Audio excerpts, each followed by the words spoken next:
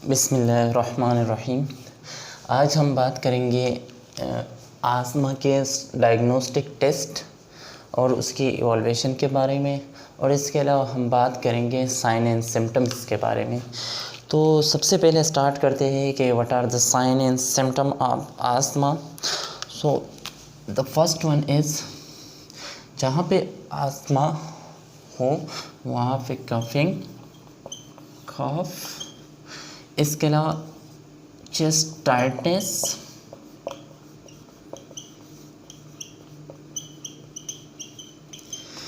इसके अलावा पेशेंट को डिफ़िकल्टी इन ब्रीथिंग, डिस्पनिया, और the patient is unable to complete the sentence because of difficulty in breathing. So हम simple लिख देंगे difficulty in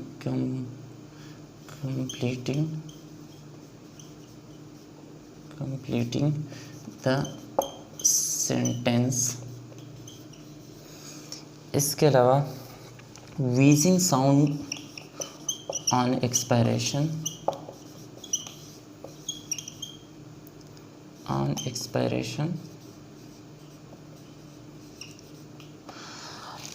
इसके अलावा अगर हम उसके म्यूकस को माइक्रोस्कोपिकली एग्ज़ामिन करते हैं तो हमें उसके अंदर दो चीज़ें नज़र आती हैं।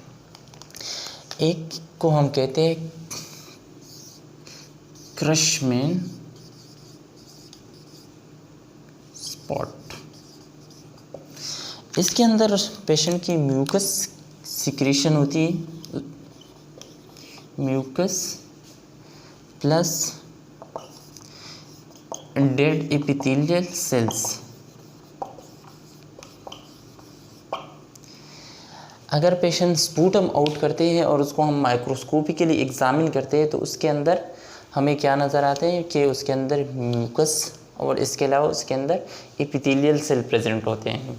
इसके अलावा पेशेंट को कपिंग होती है, चेस्ट टाइटनेस होती है। इसके अलावा समटाइम पेशेंट फील कर रहा होते हैं चेस्ट पेन की तरह। इसके अलावा डिस्पनिया होती है, डिफ़िकल्टी इन ब्रीथिंग। इसके अलावा पेशेंट अपने सेंटेंस कंप्लीट नहीं कर पाता। अगर हम एक्सपायरेशन पे देखते हैं तो उसके अंदर हमें व्हीजिंग साउंड सुनाई दे रहा होता है। इसके अलावा एक another symptom that is hyper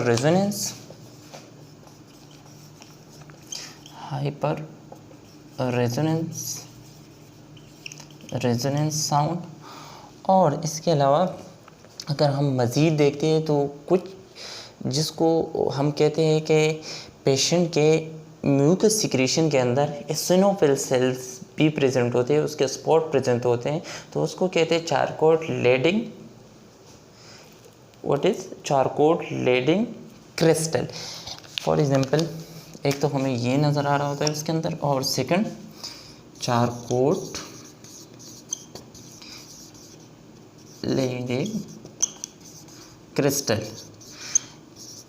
अगर इसकी स्पूटम को हम माइक्रोस्कोप से देखते हैं तो इसके अंदर हमें एसिनोफिलिक स्पॉट नज़र आते हैं। उसको हम कहते हैं कि this is Charcot Leydig cells. ये तो हो गए अस्थमा के साइन एंड सिम्टम। अभी बात करते हैं डायग्नोस्टिक प्रोसीजर के कि कौन से हम डायग्नोस्टिक प्रोसीजर करते हैं अस्थमा को डायग्नोस करने के लिए।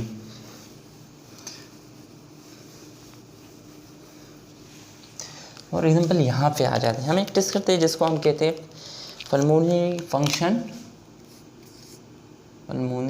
Function test, PFT।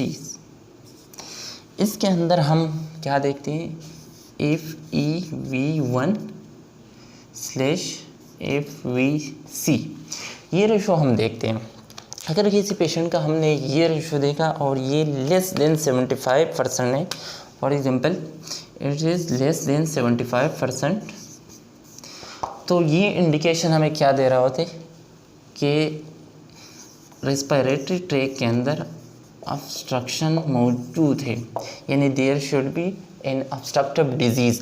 लेकिन हमें कंफर्म नहीं है कि ये COPD है, क्लियर, या आस्थमा है। डिफरेंशिएशन के लिए हम क्या करेंगे कि हम अगर ये पेशेंट सिम्टोमेटिक है तो हम इसको क्या देंगे, साबा व्हाट इज साबा? साबा is short acting beta antagonist. Clear? हम पेशेंट को साबा देंगे। अगर सबसे पहले हम टेस्ट करेंगे FE1 FVC रेशो देखेंगे। If this ratio came 75 less than 75% तो इट इंडिकेट ऑब्स्ट्रक्शन और ऑब्स्ट्रक्टिव डिजीज़। उसके बाद हम मज़ीद कंफर्म करने के लिए क्या करते हैं कि साबा देते हैं, शॉर्ट एक्टिंग बीटा एंटागोनिस्ट देते हैं। और उसके बाद क्या देखते हैं? FE1 ratio,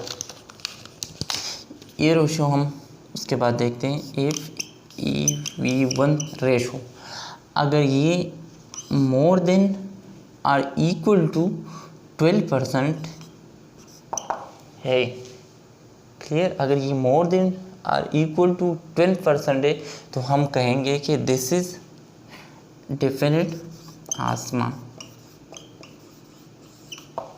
clear? अभी तक हमें ये पता चला कि हम पेशेंट की पल्मोनरी फंक्शन टेस्ट करते हैं, उसके अंदर हम FEV1/FVC ये रेशो हम देखते हैं। और उसके अंदर अगर ये 75% आ जाता है, लेस देन 75%, तो ये हमें इंडिकेशन दे रहा होता है कि पेशेंट को क्या है, पेशेंट को ऑब्स्ट्रक्टिव डिजीज़ है। उसके बाद हम शॉर्ट एक्टिंग बीटा एंटागोनिस्ट देखते हैं और रिस्पांस देखते हैं कि पेशेंट रिस्पांस कर रहे हैं कि नहीं। अगर उसकी रेशो 12% या लेस देन 12%, मोर देन 12% आ जाए तो डेफिनेटली इज अस्थमा। अगर ये रेशो हमारे पास लेस देन 12% आ जाए, if EV1 ratio less than 12%, तो it indicate what? Chronic obstructive pulmonary disease, COPD। अब अगर पेशेंट हमारे पास एसिम्प्टोमेटिक है तो उसके लिए हम एक टेस्ट करते हैं जिसको हम कहते हैं मेथिकुलिन चैलेंजिंग टेस्ट। इसको मैं मिटा देता हूँ।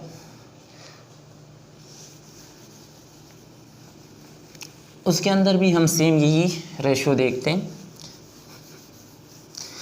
सबसे पहले हम ये रेशो देखेंगे। अगर ये लेस देन 75% है, लेस देन 75, तो ऑब्स्ट्रक्टिव डिजीज़, पेशेंट को क्या होगा? ऑब्स्ट्रक्टिव डिजीज़ हो। इसके बाद हम क्या करते हैं कि हम मेथिकुलिन चैलेंजिंग टेस्ट पे जाते हैं, ये उस पेशेंट के लिए जो एसिम्प्टोमेटिक हो। क्लियर? हम मेथिकुलिन चैलेंजिंग टेस्ट में करते क्या है कि हम पेशेंट को मेथिकुलिन देते हैं। क्लियर? और उसके बाद हम इसकी वैल्यू देखते हैं FEV1 की। अगर ये ओरिजिनल से 20% ड्रॉप हो गया हो, इसकी वैल्यू FEV1 की, अगर मेथिकुलिन देने के बाद इसकी वैल्यू ओरिजिनल से 20% ड्रॉप हो जाए, क्लियर, तो हम क्या कहेंगे? For example, if FEV1 ratio और percentage decrease more than 20%, clear, कि सबसे पहले हम क्या करेंगे कि पल्मोनरी फंक्शन टेस्ट के अंदर ये दोनों वैल्यू देखेंगे। अगर ये लेस देन 75% है तो हम कहेंगे कि पेशेंट को ऑब्स्ट्रक्टिव डिजीज़ है। उसके बाद हम मेथिकुलिन चैलेंजिंग टेस्ट करते हैं और उसके अंदर हम ये रेशो देख रहे होते हैं कि अगर FEV1 ड्रॉप हो गया है, क्लियर, 20% आर मोर, तो हम 20% आर मोर, तो हम कहेंगे कि simple this is asthma. Clear? अगर FEV1 ratio less than 20% drop हो गया फ्रॉम द ओरिजिनल, तो हम कहेंगे कि दिस इज COPD। इसके अलावा जो अदर डायग्नोस्टिक टेस्ट हम करते हैं उसके अंदर हम एक लेवल देखते हैं अमाइनोग्लोबुलिन IgA की, विच शुड बी इंक्रीज। इसके अलावा CXR चेस्ट एक्सरे करते हैं और उसके अंदर हमें क्या नज़र आ रहा होता है? Hyper inflation of lungs, hyper inflation of lungs. Clear? इसके अलावा हम पेशेंट के वाइट ब्लड सेल के अंदर eosinophils देखते हैं और ईसिनोफिल्स क्या होता है, इंक्रीज होता है। तो ये हो गए आज के डायग्नोस्टिक टेस्ट और साइन एंड सिम्टम आप आस्थमा के। नेक्स्ट वीडियो के अंदर हम बात करेंगे what are the treatment protocol of asthma.